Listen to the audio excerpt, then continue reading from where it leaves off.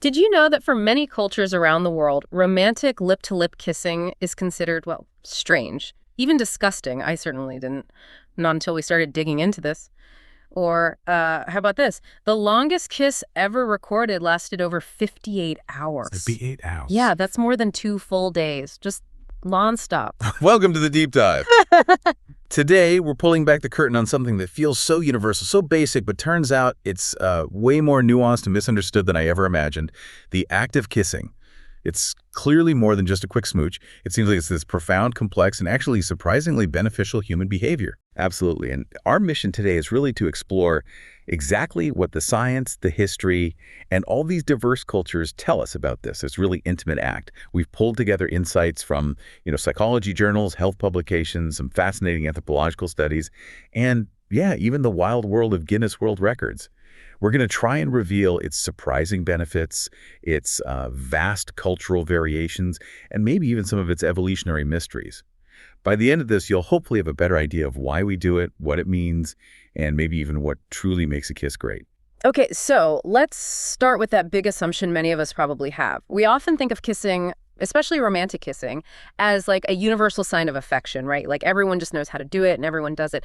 But the research really throws a wrench in that idea. It absolutely does. Yeah. A really key finding, this came from a big study looking at 168 cultures. It revealed that romantic lip-to-lip kissing is, well, it's not universal at all. It's only practiced in about 46% of them. Only 46? Wow. Yeah. Which immediately suggests it's not some innate human behavior we're born with, but probably something we learn or adopt culturally.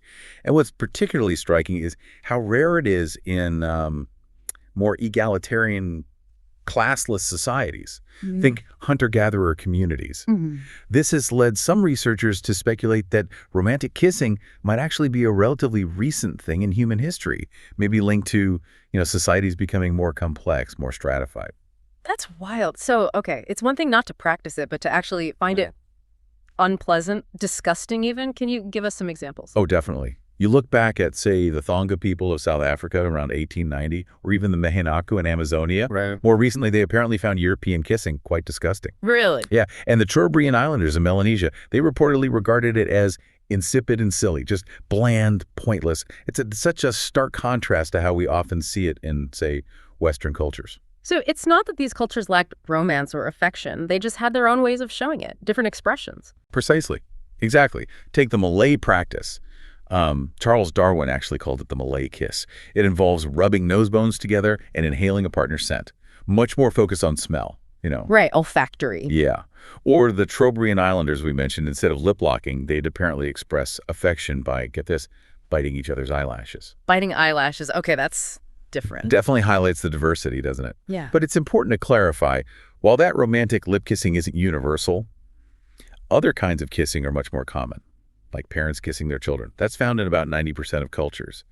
So affection through touch, even mouth to cheek or forehead, that's very widespread, just not always lip to lip between partners. Okay, got it. I'm still stuck on this link, though, between social complexity and romantic kissing. What's the connection there? And you mentioned hygiene before. Could something as simple as, I don't know, bad breath have stopped it catching on everywhere? It's a really interesting question. There's definitely a strong correlation seen between romantic kissing and these socially complex stratified societies. As human groups got bigger, more hierarchical, more intricate, it seems many behaviors did too, including how affection was displayed, maybe even formalized. And the oral hygiene idea is, well, it's plausible. Some scholars suggest that better general oral hygiene in, say, industrial societies might have made kissing more pleasant, more appealing, helping it spread. Makes sense. But then there's the counter-argument. Hunter-gatherers, often with low-sugar diets, actually tend to have fewer cavities than many people in agricultural or industrial societies. Oh, right. Yet most hunter-gatherer groups studied don't traditionally practice romantic kissing. So yeah, hygiene might be a factor, but it doesn't look like the main driver. It's not just about fresh breath. Huh. So that kind of complicates the hygiene theory, doesn't it? Makes you wonder what is really driving it, which I guess brings us neatly to the actual science behind kissing. Philematology, yeah, that's the term for the scientific study of kissing. Right. And when you kiss someone, especially passionately, your brain basically unleashes this powerful physiological cocktail. It's quite amazing. You get a rush of oxytocin that's often called the love hormone. It helps reduce stress, promotes feelings of bonding, attachment, makes you feel less anxious. Okay. Then there's dopamine that lights up your brain's pleasure and reward centers. Big mood enhancer. Serotonin also chips in for that mood improvement. And maybe most importantly for stress, your cortisol levels. That's the main stress hormone. They drop significantly when you kiss, which helps with managing stress day to day. And some studies even link lower cortisol from affection with feeling better about your physical appearance, strangely enough. So it's not just like a fleeting emotional high. It sounds like our bodies are genuinely benefiting in concrete ways. Right. What about the more sort of tangible physical effects beyond the brain chemistry? Oh, absolutely. Physically, kissing packs a surprising punch. It actually increases your heart rate, but in a good way, and it dilates your blood vessels, which can lead to reduced blood pressure. There's an author, Andrea Demirjian, who wrote a whole book on kissing, and she points out this means kissing is literally good for the heart. Nice. And that increased blood flow. It can always help relieve cramps, even headaches sometimes. Really? Headaches? Yeah, seems counterintuitive, but the vessel dilation can help. Plus, swapping saliva, okay, maybe sounds a bit ick, but it exposes you to new germs in small doses.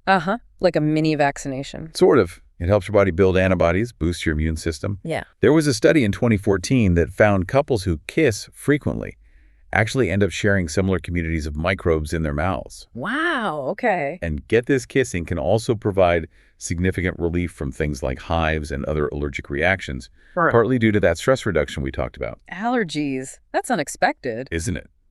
And there was even a study back in 2009 suggesting that more frequent romantic kissing improved people's total serum cholesterol levels. Cholesterol, too. Goodness. And finally, just the act of kissing stimulates saliva production. More saliva lubricates your mouth, helps you swallow, and crucially, helps wash away food particles and bacteria, potentially preventing tooth decay and cavities. So it's like this hidden wellness tool we all have access to. Not just feel good, but genuinely therapeutic in multiple ways. Amazing. But, okay, beyond all the physiology, the health stuff, does kissing also work as a kind of test, a barometer for compatibility maybe? Or does it help keep relationships strong? Yes, profoundly so, on both counts. Think about your lips. They have the thinnest skin on your body and are absolutely packed with sensory neurons, even more densely packed than your fingertips or other sensitive areas. Apparently about half of our cranial nerves are engaged when we kiss. Half. Wow. Yeah, they create these intense euphoric sensations, but it's also sending and receiving vital signals about a potential partner, their health, their genetic compatibility perhaps, things we assess subconsciously. So a first kiss, especially for women, according to some research, can genuinely be a make it or break it moment. It's like this rapid intuitive assessment. A compatibility check. Exactly. And then within a relationship, romantic kissing significantly boosts sex drive and arousal. Saliva actually contains small amounts of testosterone, and longer, more passionate kisses seem to transfer more of it. Interesting. It really heightens intimacy, even without necessarily leading to sex. It builds that deep emotional connection. Yeah. And the research is pretty consistent. Couples who keep kissing passionately tend to report higher relationship and sexual satisfaction. That makes sense. And remember that study I mentioned earlier? The one about men kissing their wives goodbye? Yeah, the longevity one. That's the one. They found those men not only missed less work and had fewer car accidents, but they lived, on average, about 5 years longer than those who didn't make that daily kiss routine. 5 years just from a daily kiss. That's incredible. It really speaks volumes about connection, doesn't it? But of course, as you said, it's not just one kind of kiss. There are so many different ways our lips can, well, speak. So many forms this takes. Oh, the variety is astounding.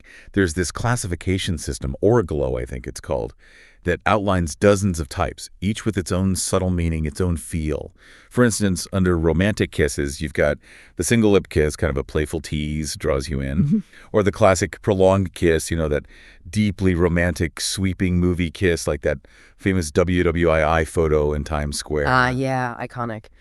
Then you moved into steamy kisses, obviously the French kiss, sensual, intense, and apparently it could even burn a few calories. Bonus. Right. Or something like the earlobe kiss, targeting a really sensitive spot to spice things up.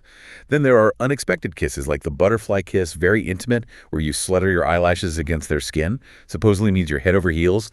Or sweet kisses themselves, like the forehead kiss. That communicates real care, affection, protection almost. Or the angel kiss, just gently on closed eyelids, shows real fondness. And finally, you've got the adventurous kisses.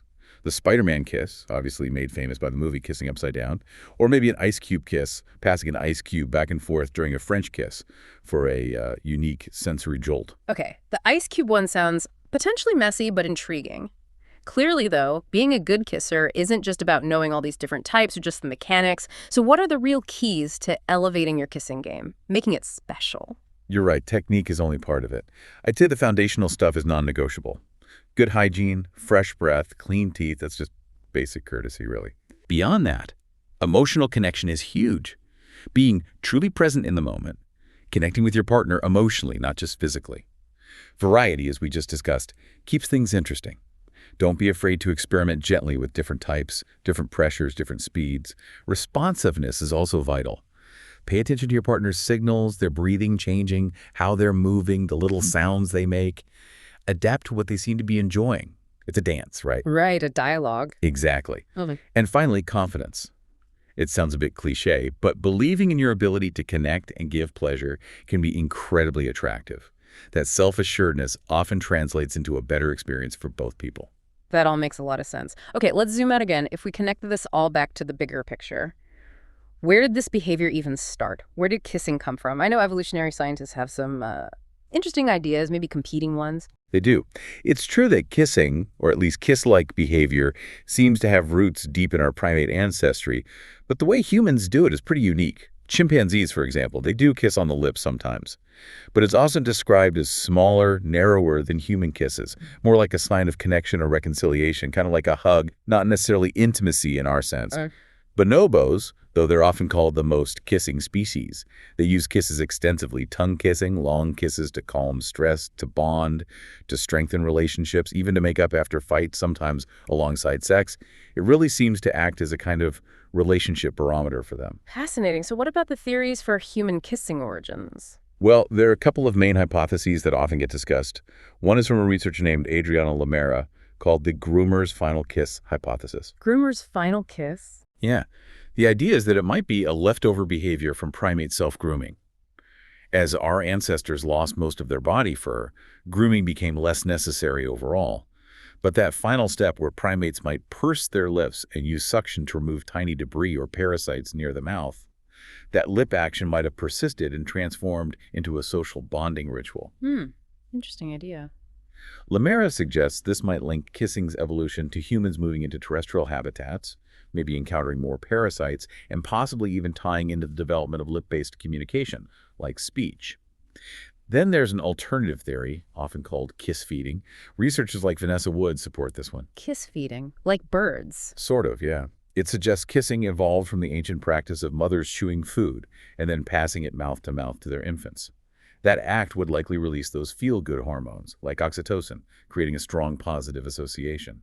And that feeling, that behavior, might have been recreated later in life, in adulthood, as a way to show affection and bond. So, two quite different potential origins, one from grooming, one from feeding. Exactly. And it highlights that while animals have these behaviors that look like kissing, the purpose, the form, the meaning of human kissing has become far more complex, deeply woven into our emotions and cultures. Yeah, it really seems we've taken it to a whole different level, which actually brings up another question. Just how far can humans take this seemingly simple act? You mentioned Guinness World Records earlier. Let's talk about the absolute extremes. Right, the endurance side of kissing. We are definitely talking Guinness World Records territory here. Yeah. The longest continuous kiss ever officially recorded lasted an absolutely staggering 58 hours, 35 minutes, and 58 seconds. 58 hours. Seriously. Over 2 full days and nights. This was achieved by a Thai couple, Ekachai and Laksana Tiranarat, back in 2013. How is that even possible? What were the rules? The rules were incredibly strict and, frankly, sound quite dangerous. They had to maintain continuous lip contact the entire time. Non-stop? Non-stop. They could drink liquids, but only through a straw while still kissing. Yeah. They had to remain standing at all times, no sleeping allowed. Standing. For 58 hours. Standing, no breaks.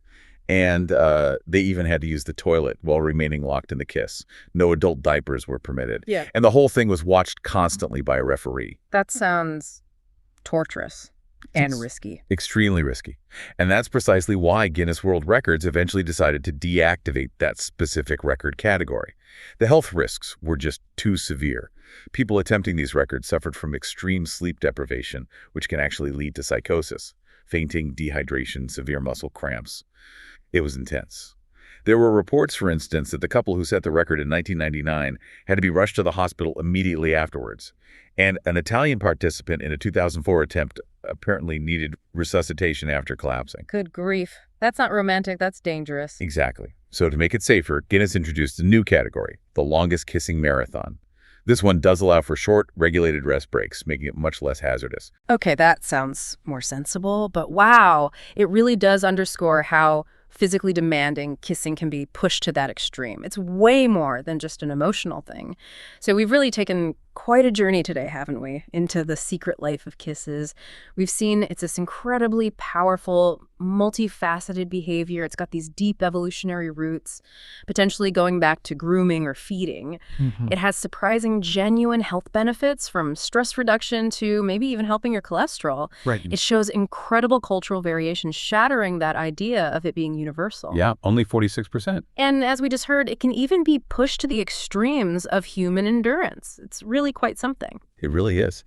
And considering those ancient origins, all the diverse forms it takes across cultures and relationships, and its pretty profound impact on our well-being and how we connect, maybe the simplest kiss holds far more meaning, more complexity than we usually give it credit for. It makes you wonder, perhaps, what does your favorite kind of kiss say about you or your relationship? And maybe what new form of connection, even a simple eyelash bite. Okay, maybe not that one, but what new expression might you explore? Something to definitely ponder for your next smooch. Thanks so much for joining us on this deep dive.